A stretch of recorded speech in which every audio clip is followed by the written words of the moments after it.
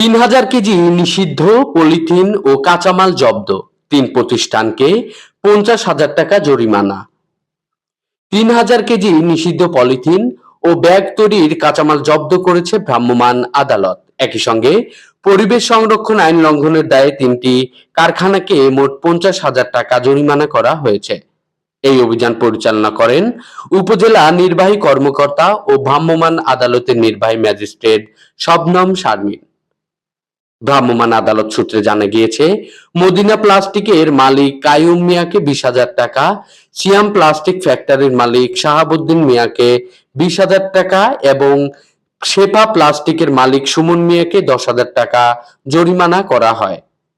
এ সময় এ বিষয়ে ভ্রাম্যমাণ আদালতের নির্বাহী ম্যাজিস্ট্রেট শবনম শারমিন বলেন, নিষিদ্ধ পলিথিন পরিবেশের জন্য মারাত্মক ক্ষতিকর। সরকার পরিবেশ সংরক্ষণের স্বার্থে এসব পণ্যের উৎপাদন ও ব্যবহার সম্পূর্ণরূপে নিষিদ্ধ করেছে। আইন অমান্যকারীদের বিরুদ্ধে নিয়মমাফিক এই অভিযান অব্যাহত থাকবে।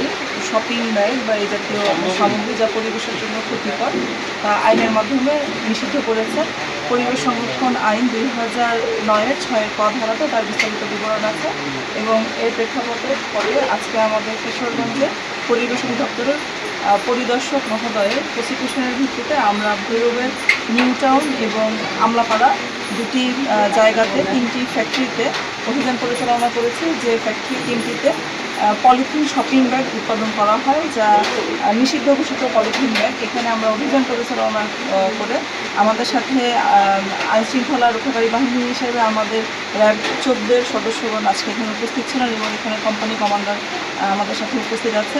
তাদের সহযোগিতায় আমরা 3টি ফ্যাক্টরি থেকে ১৯০০ কেজি পলিথিন শপিং ব্যাগ প্রস্তুতকৃত এবং পলিথিন শপিং ব্যাগ প্রস্তুতের জন্য যে রোল এবং দানা ব্যবহার করা হয় সেটি আমরা আজকে জব্দ করেছি এবং 3টি কারখানাকে সর্বমোট ৫০,০০০ টাকা অর্থদণ্ড জরিমানা করা হয়েছে। আমাদের এ ধরনের অভিযান অব্যাহত থাকবে। আমরা আশা করি যে এ ধরনের অভিযানের ফলে এবং আমাদের নাগরিকদের সচেতনতার মাধ্যমে আমরা যে পলিথিন শপিং ব্যাগ নিষিদ্ধ আছে সেখান থেকে বাংলাদেশ বেরিয়ে আসতে পারবে।